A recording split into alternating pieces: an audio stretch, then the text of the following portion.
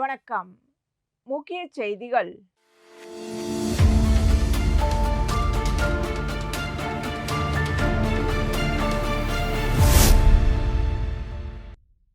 NEET தேர்வில் தேர்ச்சி பெற்ற மாணவர்களுக்கான மருத்துவக் கல்லூரி சேர்க்கை ஆலோசனை வரும் ஜூன் 21 தொடங்கவுள்ளதாக தகவல் வெளியாகியுள்ளது. தேசிய தேர்வு முகமை மற்றும் மருத்துவக் கல்வி தொடர்பான அதிகாரப்பூர்வ அறிவிப்புகளின் அடிப்படையில் முதல்கட்ட ஆலோசனை நடைமுறைகள் ஜூன் 21 முதல் தொடங்கி சுமார் 15 நாட்களுக்குள் முதற்கட்ட சேர்க்கை செயல்முறைகளை நிறைவு செய்ய திட்டமிட்டுள்ளதாக தெரிவிக்கப்பட்டுள்ளது. மேலும் ஆலோசனைக்கான பதிவு மற்றும் விருப்பத் தேர்வு உள்ளிட்ட நடைமுறைகள் விரைவில் அறிவிக்கப்படும் என எதிர்பார்க்கப்படுகிறது. மாணவர்கள் அதிகாரப்பூர்வ அறிவிப்புகளை தொடர்ந்து கவனிக்குமாறு கல்வித்துறை வட்டாரங்கள் அறிவுறுத்தியுள்ளன. படத்தில் இடம்பெற்றுள்ள தகவலின்படி முதல் நாள் ஆலோசனை காலை 5:15 மணி முதல் தொடங்கி நடைபெறும் என்றும் மருத்துவ படிப்புகளில் சேர விரும்பும் மாணவர்கள் தேவையான ஆவணங்களை முன்கூட்டியே தயாராக வைத்திருக்க வேண்டும் என்றும் தெரிவிக்கப்பட்டுள்ளது. நீட் தேர்வில் தகுதி பெற்ற ஆயிரக்கணக்கான மாணவர்கள் மருத்துவ மற்றும் பல் மருத்துவ படிப்புகளில் சேர்வதற்கான அடுத்த கட்ட நடவடிக்கையாக இந்த ஆலோசனை நடைபெறவுள்ளது.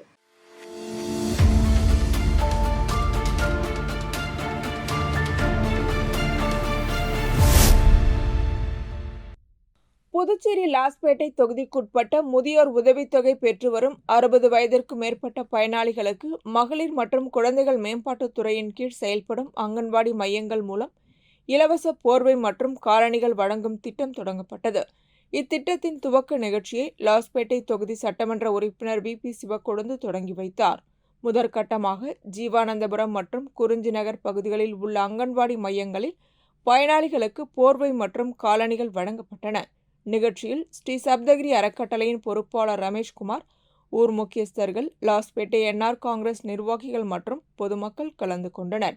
முதியோரின் நலனை கருத்தில் கொண்டு செயல்படுத்தப்படும் இத்திட்டத்தின் மூலம் பொருளாதார ரீதியாக பின்தங்கிய முதியவர்கள் பயனடைவார்கள் என தெரிவிக்கப்பட்டது.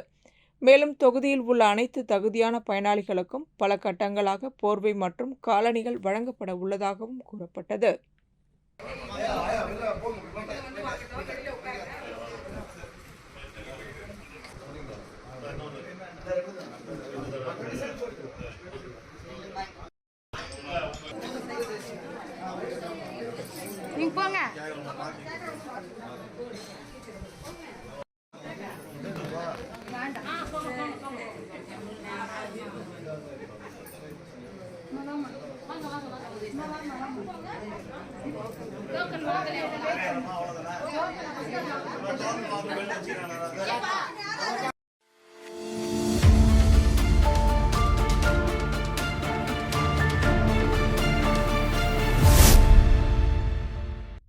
காரைக்கால் நகர பகுதியில் குறிப்பாக தெற்கு சட்டமன்ற தொகுதியில் தொடர்ந்து நிலவி வரும் மின்வெட்டு மற்றும் குடிநீர் தட்டுப்பாடு பிரச்சினைகளுக்கு உடனடியாக தீர்வு காண வேண்டும் என புதுச்சேரி சட்டமன்ற எதிர்க்கட்சித் தலைவர் நாஜிம் வலியுறுத்தியுள்ளார். இதுகுறித்து அவர் கூறுகையில், தெற்கு தொகுதி முழுவதும் தொடர்ச்சியான மின்வெட்டு மற்றும் கடுமையான குடிநீர் பற்றாக்குறை காரணமாக பொதுமக்கள் பெரும் சிரமத்திற்கு உள்ளாகி வருவதாக தெரிவித்தார். மேலும் இந்த 2 முக்கிய பிரச்சினைகள் குறித்து மாவட்ட ஆட்சியரிடம் 2 முறை நேரடியாக எடுத்துரைத்தும் இதுவரை எந்தவிதமான நடவடிக்கையும் எடுக்கப்படவில்லை என அவர் குற்றம் சாட்டினார். எனவே மாவட்ட நிர்வாகம் உடனடியாக தலையிட்டு மின்வெட்டு மற்றும் குடிநீர் தட்டுப்பாடு பிரச்சினைகளுக்கு நிரந்தர தீர்வு காண வேண்டும் என்றும் பொதுமக்களின் அன்றாட வாழ்க்கையை பாதிக்கும் இந்த பிரச்சினைக்கு விரைந்து முற்றுப்புள்ளி வைக்க வேண்டும் என்றும் நாஜிம் வலியுறுத்தியுள்ளார்.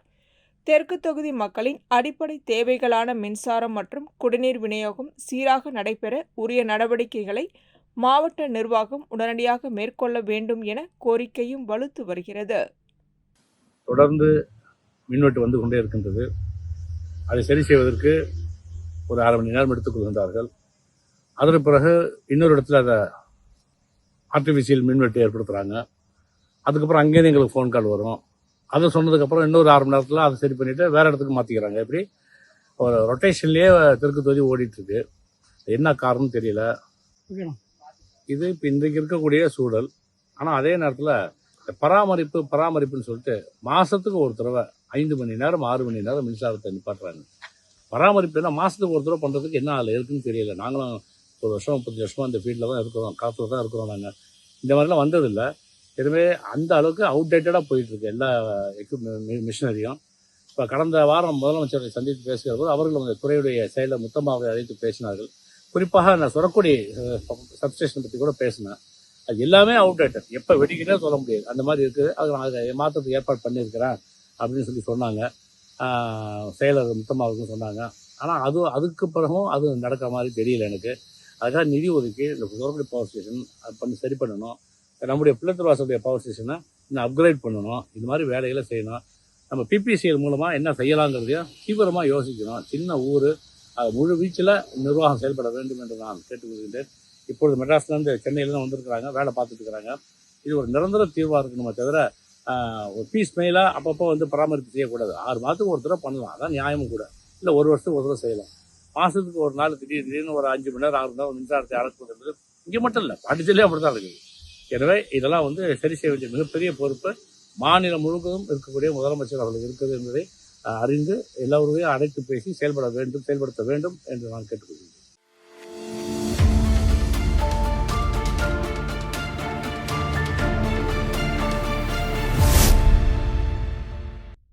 தட்டாஞ்சாவடி தொகுதிக்குட்பட்ட முத்துலிங்கம்பேட்டை, பாக்குமுடியான்பேட், செயின்பால்பேட், தாகூர் நகர், புதுப்பேட்டை மற்றும் ஆனந்தபுரம் உள்ளிட்ட பகுதிகளில் குடிநீர் அசுத்தமாகவும் உப்பு சுவை கலந்து வருவதாக பொதுமக்களிடமிருந்து தொடர்ந்து புகார்கள் எழுந்துள்ளன. இந்நிலையில் நேயம் மக்கள் கழக பொதுச் செயலாளர் விநாயகம் லாஸ்பேட்டை புறநகர் குடிநீர் பிரிவு அலுவலகத்தில் அதிகாரிகளிடம் புகார் மனு அளித்தார்.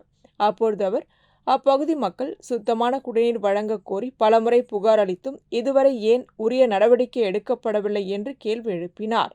மேலும் பொதுமக்களின் நலனை கருத்தில் கொண்டு இப்பிரச்சினைக்கு உடனடி தீர்வு காண நடவடிக்கை எடுக்க வேண்டும் என வலியுறுத்தினார். மனுவை பெற்ற அதிகாரிகள் புகார் தொடர்பாக விரைவில் ஆய்வு மேற்கொண்டு தேவையான நடவடிக்கைகள் எடுக்கப்படும் என்று உறுதியளித்தனர். சந்திப்பின் போது உதவி பொறியாளர், இளநிலை பொறியாளர் உள்ளிட்ட அதிகாரிகள் கலந்து கொண்டனர். மேலும் நேயம் மக்கள் கழக நிர்வாகிகளும் உடனிருந்தனர்.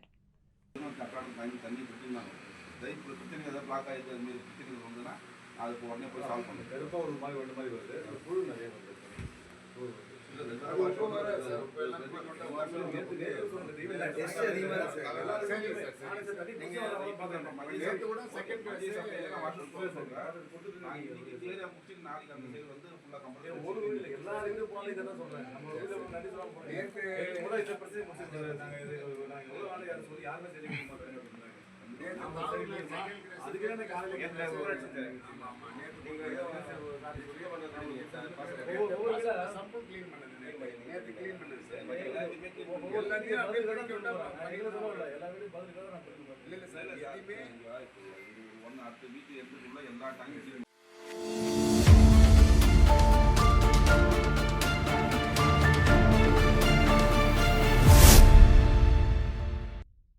புதுச்சேரி சாலை போக்குவரத்து கழகம் இயக்கி வரும் புதிய மின்சார பேருந்துகள் மக்களிடையே நல்ல வரவேற்பை பெற்று வருகின்றன. சுற்றுச்சூழலுக்கு உகந்த இந்த நவீன போக்குவரத்து சேவை பொதுமக்கள் மற்றும் பயணிகளின் பாராட்டை பெற்றுள்ளது. எனினும் பேருந்துகளில் பூசா, போக்கா போன்ற சுருக்க பெயர்கள் மட்டுமே இடம்பெற்றுள்ளதால் அதன் முழு பொருள் பொதுமக்களுக்கு எளிதில் புரிவதில்லை என்ற கருத்து எழுந்துள்ளது. இதுகுறித்து பொதுமக்கள் தெரிவிக்கையில், புதுச்சேரி சாலை போக்குவரத்து கழகம் நகர மின்சார பேருந்து என்று முழுமையாகவும் தெளிவாகவும் பேருந்துகளில் குறிப்பிட வேண்டும். இதன் மூலம் பயணிகள் மற்றும் பொதுமக்கள் அரசு துறையின் பெயரை எளிதில் அறிந்து கொள்ள முடியும் என கூறுகின்றனர். மேலும் அரசு துறைகள் மற்றும் நிறுவனங்களின் பெயர்கள் முழுமையாக இடம்பெறுவது தகவல் தெளிவை ஏற்படுத்துவதோடு அரசின் சேவைகள் மற்றும் திட்டங்கள் குறித்த விழிப்புணர்வையும் அதிகரிக்கும். அரசின் மக்கள் நலத் திட்டங்கள் மற்றும் சேவைகள் நேரடியாக மக்களிடம் சென்றடையவும் இது உதவும் என சமூக ஆர்வலர்கள் கருத்து தெரிவிக்கின்றனர்.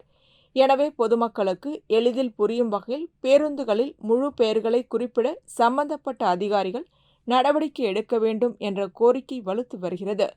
புதிய மின்சார பேருந்துகள் தொடர்பான தகவல்கள் தெளிவாக இடம்பெற்றால் அரசின் இந்த சுற்றுச்சூழல் நட்பு முயற்சி மேலும் மக்களிடையே நல்ல வரவேற்பை பெறும் என எதிர்பார்க்கப்படுகிறது.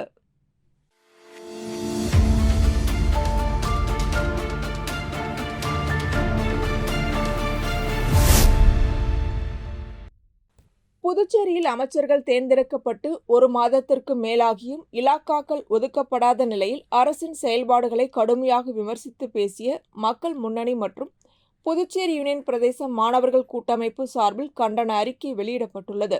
அமைப்பின் நிறுவன தலைவர் சுவாமிநாதன் வெளியிட்டுள்ள அறிக்கையில், அமைச்சர்களுக்கு இலாக்காக்கள் ஒதுக்கப்படாததால் பல்வேறு துறைகளின் நிர்வாகம் பாதிக்கப்பட்டுள்ளது. குறிப்பாக பள்ளி கல்வித்துறை பொறுப்பு அமைச்சர் மற்றும் நிரந்தர இயக்குனர் இல்லாமல் செயல்பட்டு வருவது மாணவர்களின் கல்வி உரிமையை பாதிக்கும் நிலையை உருவாக்கியுள்ளது என கூறியுள்ளார்.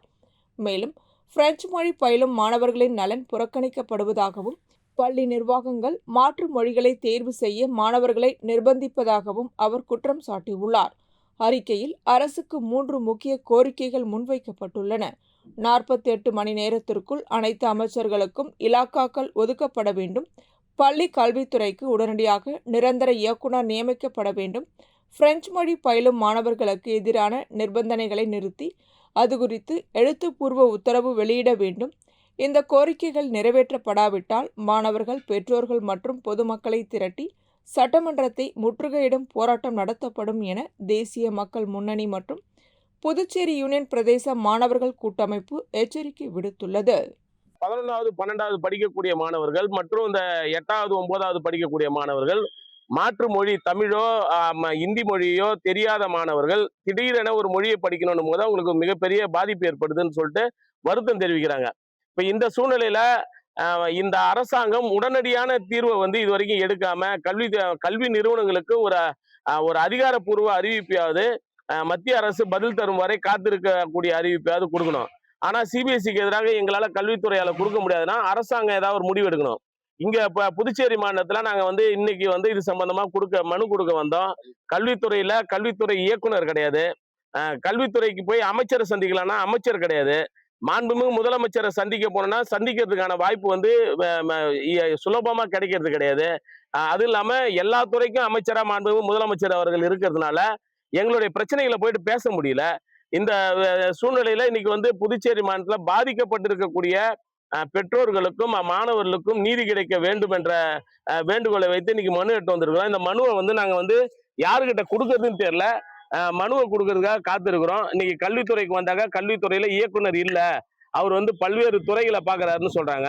கல்வித்துறைக்கான தனி இயக்குனரையாவது நியமிக்கலாம். தலைமைச் செயலகத்துக்கு போனா தலைமைச் செயலகத்துல அவ்வளவு ஈஸியா செயலரை பார்க்க முடியல. இது ஒரு மக்களாட்சி நடக்கக்கூடிய மாநிலமா என்னன்றது தெரியல. இன்னைக்கு மாணவர்கள் பாதிக்கப்பட்டு வீதியில நின்று அழுவுறதை வேடிக்கை பார்ப்பது எந்த விதத்துல சரி என்ற கேள்வியை இந்த ஜனநாயக அரசாங்கத்தின் முன்னாடி வைக்கிறேன்.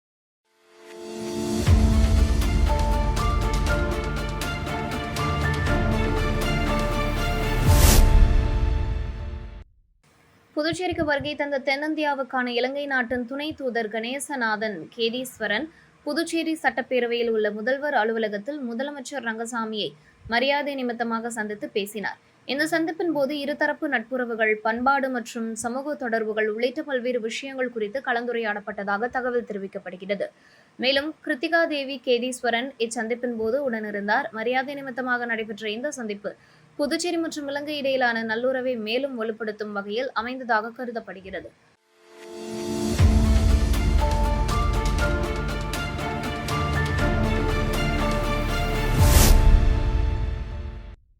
புதுச்சேரி வில்லியனூர் தொகுதிக்குட்பட்ட கொம்பாக்கம் பிரியதர்ஷினி நகரில் புதுச்சேரி பொதுப்பணித்துறை சார்பில் ரூபாய் 30,41,000 மதிப்பீட்டில் சாலை அமைக்கும் பணிக்காக பூமி பூஜை விழா நடைபெற்றது. இந்த விழாவில் தொகுதி சட்டமன்ற உறுப்பினர் ரவிக்குமார் கலந்து கொண்டு பூமி பூஜை செய்து பணிகளை தொடங்கி வைத்தார். நிகழ்ச்சியில் பொதுப்பணித்துறை தலைமை பொறியாளர் வீரசெல்வம், கட்டிடங்கள் மற்றும் சாலைகள் கோட்டம் செயற்பொறியாளர் சீனிவாசன், உதவி பொறியாளர் பிரபாகரன், இளநிலை பொறியாளர் முருகன் மற்றும் ஒப்பந்ததாரர் ராஜகண்ணு ஆகியோர் கலந்து கொண்டனர். மேலும் கொம்பாக்கம் பகுதியை சேர்ந்த முக்கியஸ்தர்கள், மகளிர் மற்றும் இளைஞர்கள் கலந்து கொண்டனர். இந்த சாலை பணி நிறைவடைந்த பின்னர் பிரியதர்ஷினி நகர் பகுதியில் போக்குவரத்து வசதியை மேம்படுத்துவதுடன் பொதுமக்களின் அன்றாட பயணம் மேலும் எளிதாகும் என எதிர்பார்க்கப்படுகிறது. சாலை உள்கட்டமைப்பு மேம்பாட்டின் மூலம் அப்பகுதி மக்களின் நீண்ட நாள் கோரிக்கைக்கும் தீர்வு கிடைக்க உள்ளது.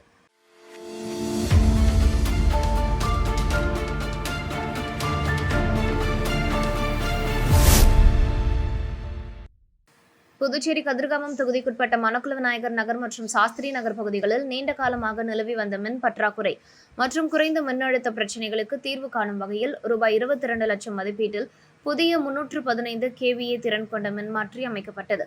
கதிர்காமம் தொகுதி சட்டமன்ற உறுப்பினர் அழகேன் என்ற அழகானந்தம் மேற்கொண்ட முயற்சியின் பயனாக அமைக்கப்பட்ட இந்த மின்மாற்றி பொதுமக்களின் பயன்பாட்டிற்காக அர்ப்பணிக்கப்பட்டது. நிகழ்ச்சியில் மின்துறை உதவி பொறியாளர் திலகராஜ், இளநிலை பொறியாளர் செல்வராஜ், மின்துறை ஊழியர்கள், ஊர் முக்கியஸ்தர்கள், மக்கள் பிரதிநிதிகள் மற்றும் பொதுமக்கள் கலந்து கொண்டனர்.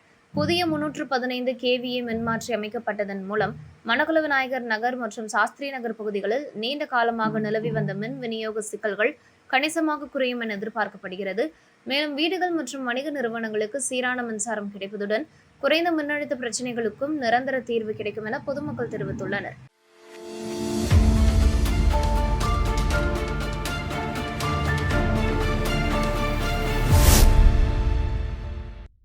இரண்டாயிரத்தி 16 முதல் 2018 வரை 33 மாத காலத்திற்கான 7வது ஊதியக்குழுவின் ஊதிய உயர்வு மற்றும் நிலுவைத் தொகையை நகராட்சி மற்றும் கொம்யூன் பஞ்சாயத்துகளில் பணிபுரியும் ஊழியர்களுக்கு வழங்க வேண்டும் என உள்ளாட்சித்துறை உத்தரவிட்டு 6 மாதங்கள் கடந்தும் இதுவரை தொகை வழங்கப்படவில்லை என்று குற்றச்சாட்டு எழுந்துள்ளது.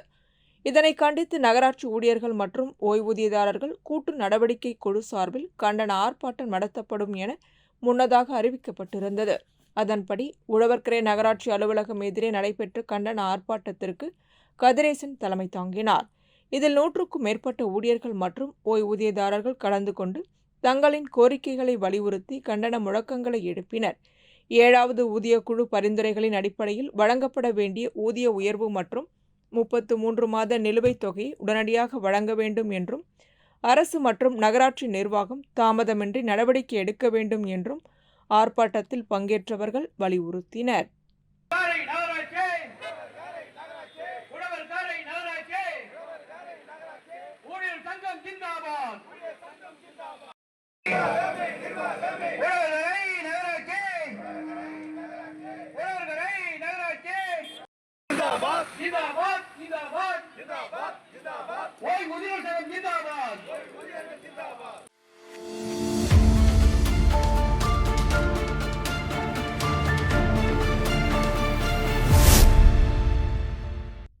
புதுச்சேரியில் அக்னி நட்சத்திரம் முடிவடைந்த பின்னரும் வெயிலின் தாக்கம் குறையாமல் தொடர்ந்து அதிக வெப்பநிலை பதிவாகி வருகிறது.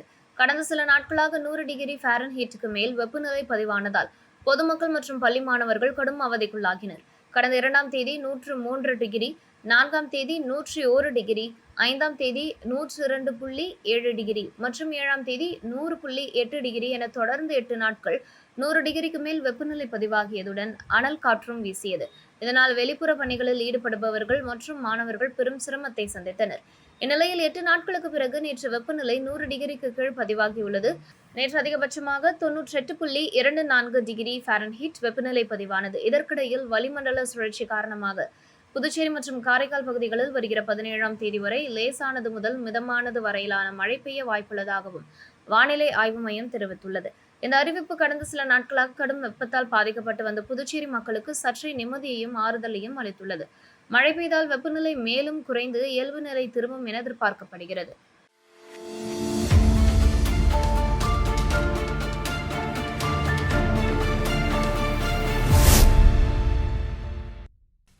புதுச்சேரி கல்மண்டபம் பகுதியைச் சேர்ந்த ஆனந்த வேலவன் என்பவரின் வீட்டு தோட்ட வேலியில் புள்ளிமான் ஒன்று சிக்கி காயமடைந்த நிலையில் தவித்தது. இதனை கண்ட ஆனந்த வேலவன் உடனடியாக மடுகரை தீயணைப்பு துறையினருக்கு தகவல் அளித்தார். தகவலின் பேரில் சம்பவ இடத்திற்கு விரைந்து சென்ற தீயணைப்பு துறையினர் வேலியில் சிக்கி தவித்த புள்ளிமானை பாதுகாப்பாக மீட்டனர். காயமடைந்திருந்த மானுக்கு புதுச்சேரி கால்நடை மருத்துவமனையில் சிகிச்சை அளிக்கப்பட்டது. இதனைத் தொடர்ந்து புள்ளிமான் வனத்துறையினரிடம் ஒப்படைக்கப்பட்டது. பின்னர் வனத்துறையினர் அந்த மானை பாதுகாப்பாக காட்டுப்பகுதியில் விடுவித்தனர். இந்த விரைவான மீட்பு பணியால் புள்ளிமானின் உயிர் காப்பாற்றப்பட்டதுடன் தீயணைப்புத்துறை மற்றும் வனத்துறையினரின் துரித நடவடிக்கைக்கு பொதுமக்கள் பாராட்டு தெரிவித்தனர்.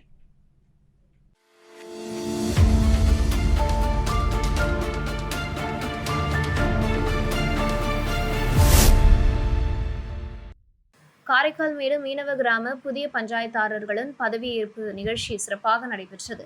இந்நிகழ்ச்சியில் புதுச்சேரி சட்டமன்ற எதிர்க்கட்சித் தலைவர் நாஞ்சிம் மற்றும் வடக்கு தொகுதி திமுக ஒருங்கிணைப்பாளர் பிரபு ஆகியோர் கலந்து கொண்டனர். நிகழ்ச்சியின் போது புதிதாக பொறுப்பேற்ற பஞ்சாயத்தாளர்கள் அனைவருக்கும் சால்வை அணிவித்து வாழ்த்து தெரிவித்து மரியாதை செலுத்தினர். மேலும் புதிய நிர்வாகிகள் தங்களது பொறுப்புகளை சிறப்பாக நிறைவேற்றி மீனவ கிராம மக்களின் முன்னேற்றத்திற்காக அர்ப்பணிப்புடன் செயல்பட வேண்டும் என வாழ்த்துக்கள் தெரிவித்தனர். இந்த நிகழ்வில் கிராம முக்கியஸ்தர்கள், மீனவ சமூக பிரதிநிதிகள், அரசியல் நிர்வாகிகள் மற்றும் பொதுமக்கள் திரளாக கலந்து கொண்டு புதிய பஞ்சாயத்தாளர்களுக்கு வாழ்த்து தெரிவித்தனர்.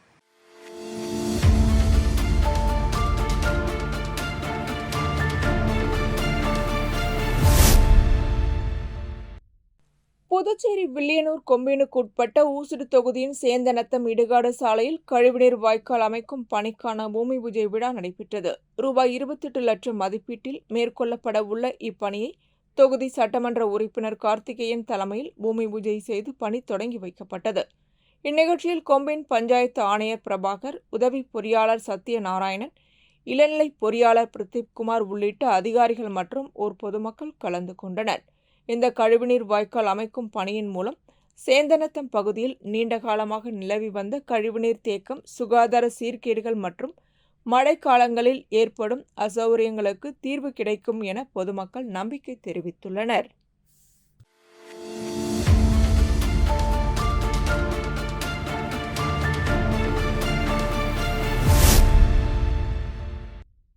விழுப்புரம் மாவட்டம் வானூர் தாலுகாவிற்குட்பட்ட பெரிய கோட்டுக்குப்பம் ஆதிதிராவிடர் பகுதி மக்களுக்கும் நடுக்குப்பம் மீனவ சமூகத்தினருக்கும் இடையே இடுகாடு தொடர்பான பிரச்சினை நீண்ட காலமாக இருந்து வருகிறது.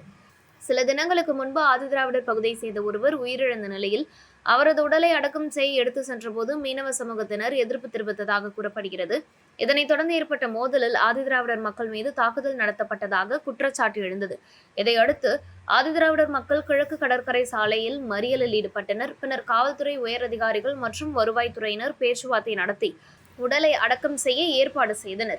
இதனைத் தொடர்ந்து வானூர் வட்டாட்சியர் அலுவலகத்தில் இரு தரப்பினருடனான அமைதி பேச்சுவார்த்தை நடைபெற்றது. அந்த கூட்டத்தில் எட்டப்பட்ட உடன்பாட்டின் அடிப்படையில் இடுகாடு பகுதியில் நிறுத்தப்பட்டிருந்த படகுகளை அகற்றி நிலத்தை அளவீடு செய்வது என முடிவு செய்யப்பட்டது.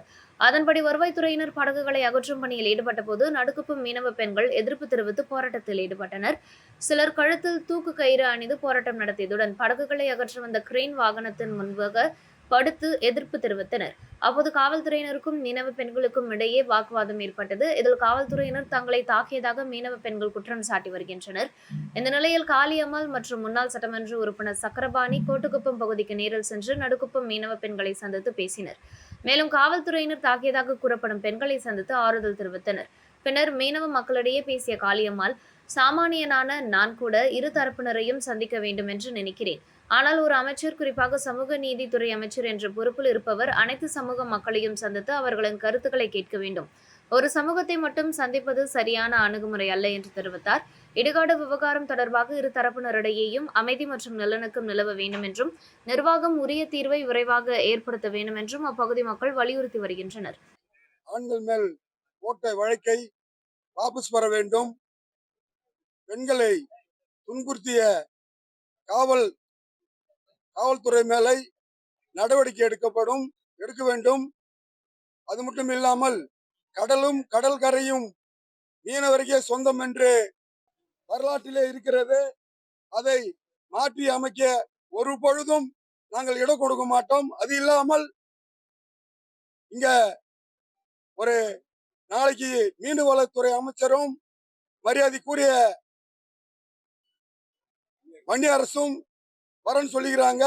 வந்து நல்ல முறையில் தீர்வு காணவில்லை என்றால் நாங்கள் அனைத்து மீனவரும் கூடி ஆர்ப்பாட்டம் பண்ணுவோம் என்றும் சொல்லி இந்த பிரஸ் மீட்டிங்கில் வாய்ப்பாக சொல்லுகிறேன். மீனவர்னாக்கா இப்போ அவங்க சமுதாயத்தை சேர்ந்தவங்க உடனே செய்தி காட்டு வந்தாச்சு. ஏன்னா எங்க சமுதாயத்தை சேர்ந்த மீன்வளத்துறை அமைச்சர் எங்க இருக்கிறான்னு தெரியல. நாளைக்கு வரதாக செய்தி சொல்லிக்கிறாரு. நாளைக்கு வர வரலனாக்கா நாங்கள் தமிழகம் மற்றும் புதுச்சேரியில் ஒன்றாக சேர்ந்து அனைத்து மீனவர்களும் ஒரு மிகப்பெரிய போராட்டத்தை செய்வோம். இதுக்கு எங்களுடைய சமுதாயத்தை சேர்ந்த நடுக்குப்பத்தை சேர்ந்த பெண்களும் இருந்த வெளியில உள்ள ஆண்களும் அமைதியாக நல்ல முறையில் அங்கு அமர வேண்டும். அமர தவறினால் அடுத்த கட்ட போராட்டமும் பண்ணுவோம் என்று சொல்லுகிறேன்.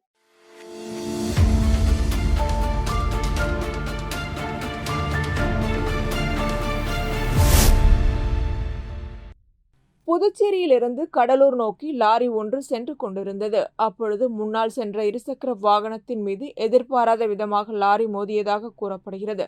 இதில் இருசக்கர வாகனத்தில் சென்ற முதியவர் சாலையில் கீழே விழுந்தார். அப்பொழுது லாரியின் சக்கரம் அவரது தலையின் மீது ஏறி இறங்கியதால் அவர் சம்பவ இடத்திலேயே உயிரிழந்தார். விபத்தை ஏற்படுத்திய பின்னரும் லாரியை நிறுத்தாமல் ஓட்டுநர் வேகமாக சென்றதாக கூறப்படுகிறது.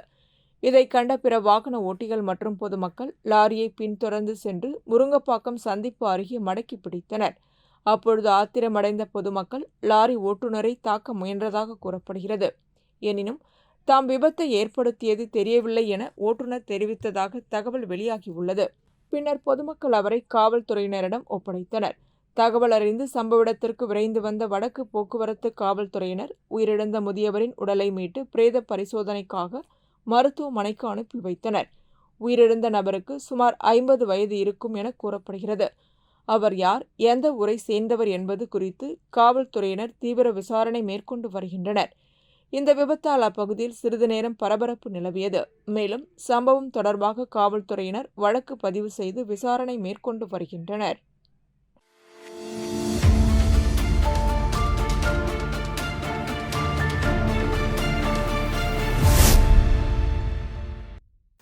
புதுச்சேரியில் நடைபெற்ற பத்திரிகையாளர் சந்திப்பில் பாஜக மாநில பொது தொடர்பு பிரிவு ஒருங்கிணைப்பாளராக இருந்த ரவி தனது கட்சி விலகல் குறித்து விளக்கம் அளித்தார். அவர் கூறுகையில் 1987ஆம் ஆண்டு முதல் பாஜகவில் பணியாற்றி வந்த நான் சில தவிர்க்க முடியாத சூழ்நிலைகள் காரணமாக கட்சியிலிருந்து விலகும் முடிவை எடுத்துள்ளேன். ஆனால் நான் பாஜக கட்சியிலிருந்து மட்டும் விலகுகிறேன், எனது அரசியல் பயணத்திலிருந்து விலகவில்லை என்றார். மேலும் தமிழக அரசியல் நிலை குறித்து கருத்து தெரிவித்த அவர், தமிழகத்தில் அண்ணாமலை போன்ற நல்ல தலைவரை உருவாக்கிய பாஜக அவர் விலகிய பின்னரும் எந்த வருத்தமும் இல்லை என்று கூறுவது வேடிக்கையாக உள்ளது என விமர்சித்தார். அத்துடன் கட்சிக்காக உழைக்கும் உண்மையான நிர்வாகிகள் மற்றும் தொண்டர்களை பாஜக தொடர்ந்து இழந்து வருகிறது. இதே நிலை புதுச்சேரியிலும் காணப்படுகிறது. இங்கும் தலைமை முக்கியமான தொண்டர்களை இழந்து வருகிறது என்று குற்றம் சாட்டினார்.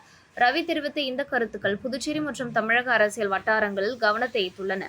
அவரது கட்சி விலகல் மற்றும் அதனை தொடர்ந்து வெளியிட்ட விமர்சனங்கள் குறித்து அரசியல் வட்டாரங்களில் பல்வேறு விவாதங்கள் நடைபெற்று வருகின்றன.